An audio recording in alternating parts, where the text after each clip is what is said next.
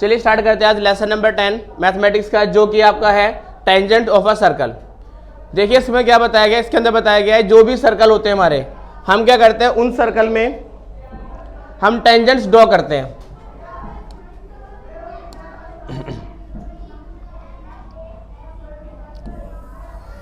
देखिए सबसे पहली बात, हमारे टेंजेंट्स होते क्या, यानी स्पर्श रेखाएं क्या होती है हमारी।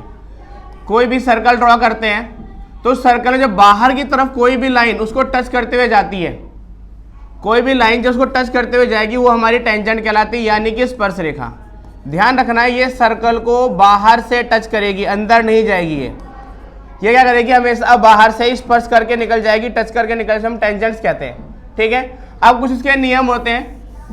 ये पूरा चैप्टर इन्हीं रूल्स पे बेस्ड है। सबसे आसान चैप्टर आपका है मैथमेटिक्स का। देखिए रूल नंबर 1 क्या था, tangents of a circle are always equal. उसने क्या बताया, कोई भी सर्कल है उसमें जब टेंजेंट्स ड्रॉ करते हैं ये हमेशा बराबर होते हैं।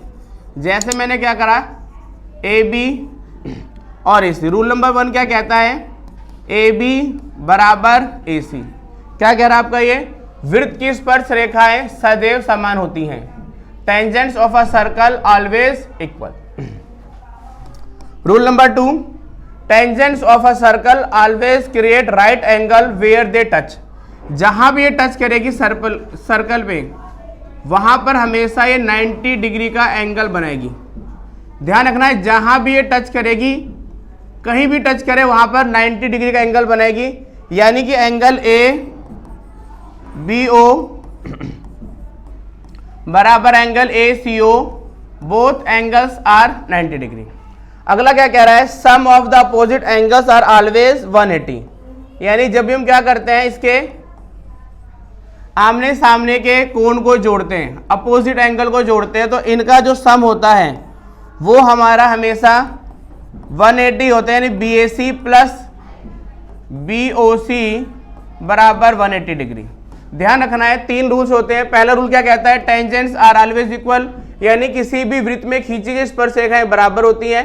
नंबर 2, जहां पर ये टच करेगा वहां पर 90 डिग्री का एंगल बनाएगा, जहां भी टच करेगा।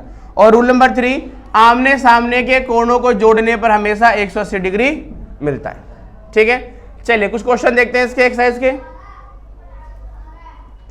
देखिए पहला क्वेश्चन कह रहा है कि एक बिंदु Q से एक वृत्त की स्पर्श रेखा की लंबाई 24 सेंटीमीटर है। यानी एक सर्कल है,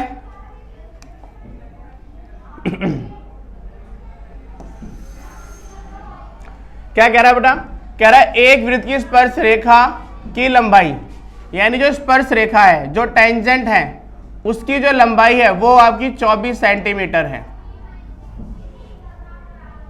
और केंद्र से Q की दूरी, ये क्या हमारा Q है, कह रहा है केंद्र से, ये जो हमारा केंद्र है, सेंटर है O, इससे Q की दूरी कितनी है, 25 सेंटीमीटर है। तो वृत्त की त्रिज्या ज्ञात कीजिए, 7 सेंटीमीटर, 12 सेंटीमीटर, 15 सेंटीमीटर या फिर 24.5 सेंटीमीटर। आई बात समझ में। कह रहा फ्रॉम अ पॉइंट Q, कह रहा एक पॉइंट Q से the length of the tangent, जो टेंजेंट है उसकी लंबाई 24 सेंटीमीटर है, and the distance of Q from the centre, और Q से लेकर सेंटर के बीच की दूरी 25 सेंटीमीटर है। Find the radius of a circle. देखिए हमने रूल क्या पढ़ा था, जहां भी ये टच करता है वहां पे क्या करता है, ये 90 डिग्री का एंगल बनाता है। तो इसके अनुसार जो triangle POQ is a right angle triangle, क्या ये राइट एंगल ट्राइंगल है, यानी कि एक समकोण त्रिभुज है। और हम क्या जानते हैं, जो भी हमारा त्रिभुज समकोण होता है वहां पर पाइथागोरस थ्योरम का यूज किया जाता है। कौन सी थ्योरम यूज करते हैं हम लोग, पाइथागोरस। इसमें क्या होता है, h की 2 इज इक्वल टू b की 2 प्लस में p की 2, यानी हिंदी में कर्ण की 2, आधार की 2 प्लस में लंब की 2। ध्यान रखना है हमें। अब यहाँ पे h क्या है मेरा, हाइपोटेन्यूज क्या है मेरा, PQ OQ, क्योंकि हमेशा 90 डिग्री के जो सामने वाला जो होता है, 90 के सामने वाला हमेशा हमारा हाइपोटेन्यूज होता है। बेस क्या है मेरा, PO और PQ स्क्वायर यानी लंब। अब वैल्यू पुट कर देंगे, 25 का स्क्वायर PO का स्क्वायर और PQ का स्क्वायर। 625, PO नहीं दिया हुआ, 576। अब से PO स्क्वायर बराबर में 625 माइनस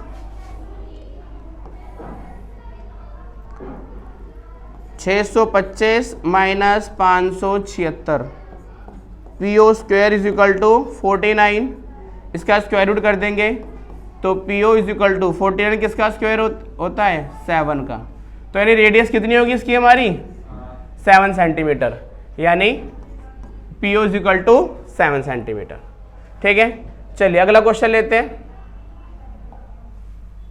नेक्स्ट क्वेश्चन क्या कह रहा है हमारा,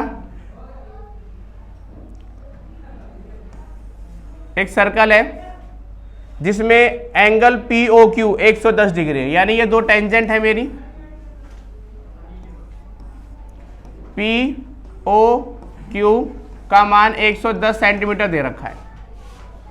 तो आपको निकालना है PTQ, ये निकालना है, यानी कि PT बराबर TQ। क्यों भाई, ये हमारी टेंजेंट है और जैसे मैंने टेंजेंट देखा यानी कि स्पर्श रेखा देखी, क्या बात है दिमाग के अंदर, the sum of the opposite angles are 180 degree.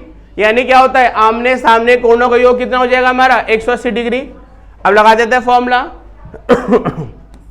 Angle PTQ plus POQ बराबर 180 डिग्री। अब PTQ की वैल्यू हमारे पास नहीं है, ये कितना है 110 बराबर 180 डिग्री।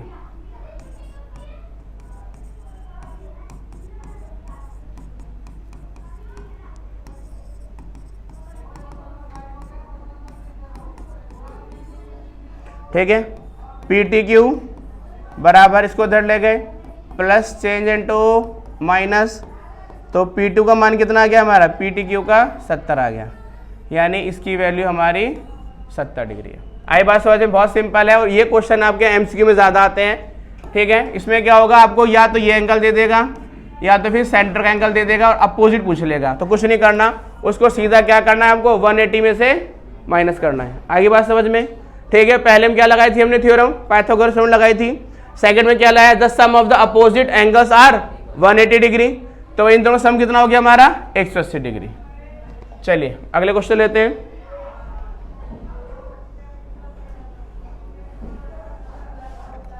क्वेश्चन इंपॉर्टेंट है हमारा ये वाला, इसको देखते हैं।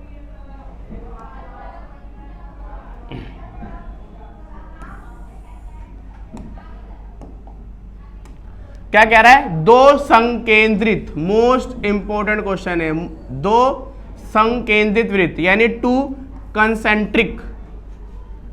इसका मतलब क्या होता है, एक ही सेंटर पर बनने वाले दो सर्कल। बात ध्यान देंगे आप, क्वेश्चन पेपर में आता है ये वाला। क्या कह रहा है, दो संकेंद्रीय, संग यानी सेम केंद्र वाले वृत्त जिनकी त्रिज्याएं, जिसकी त्रिज्या, पहला रेडियस क्या है मेरा 5 सेंटीमीटर का, दूसरा रेडियस कितना दिया मेरे को 3 सेंटीमीटर का। ये क्वेश्चन तो रट लो आप, इसकी फिगर ऐसी ही बनेगी, इसको बिल्कुल चेंज मत करना। ध्यान रखना है, दो रेडियस दिए हैं, बच्चे क्या करते हैं, एक इधर ड्रॉ कर देंगे, एक यहाँ ड्रॉ कर देंगे, तो ये क्वेश्चन आपको बिल्कुल भी सॉल्व नहीं होने वाला। ध्यान रखना है, जब भी आप रेडियस ड्रॉ करेंगे तो आपको उसको एक ही पैटर्न है उसी पैटर्न में ड्रॉ करना, इससे बाहर नहीं जाना आपको।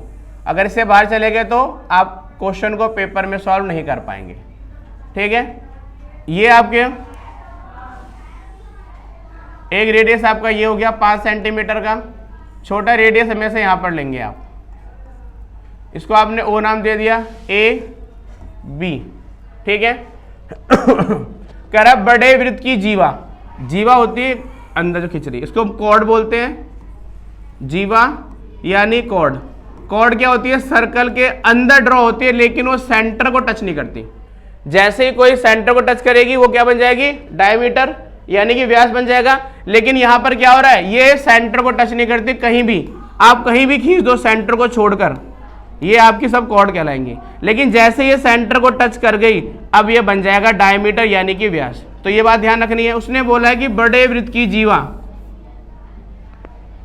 क्या बड़े वृत्त की जीवा की लंबाई ज्ञात की जो छोटे वृत्त की स्पर्श रेखा, कंडीशन क्या दे दी, कि वो छोटे सर्कल को टच करनी चाहिए, उसकी लंबाई बतानी है। ठीक है, हमने क्या कंस्ट्रक्शन कर ली, O M is perpendicular to A B. तो ओ एम क्या हो गया, लंब हो गया हमारा किसके ऊपर, ए बी पर। अब ये 90 डिग्री एंगल हो गया। क्या रूल कहता है, कह रहा केंद्र से डाला गया लंब जीवा को समद्विभाजित करता है। एक तो रूल ये हो गया हमारा, ठीक है। और ये हम क्या जानते हैं, एंगल ए एम ओ 90 होगा, क्यों, टेंजेंट है ना। टेंजेंट क्या करते हैं, जहां भी टच करते हैं वहां पर 90 डिग्री का एंगल बनाते हैं। ठीक है, अब तो ट्रायंगल आपका ए ओ एम क्या बन गया, ये राइट एंगल ट्रायंगल बन गया। राइट एंगल ट्रायंगल यानी कि समकोण त्रिभुज बन गया। क्या बन गया, समकोण त्रिभुज। ठीक है, तो लगा देंगे पाइथागोरस थ्योरम इसके अंदर भी।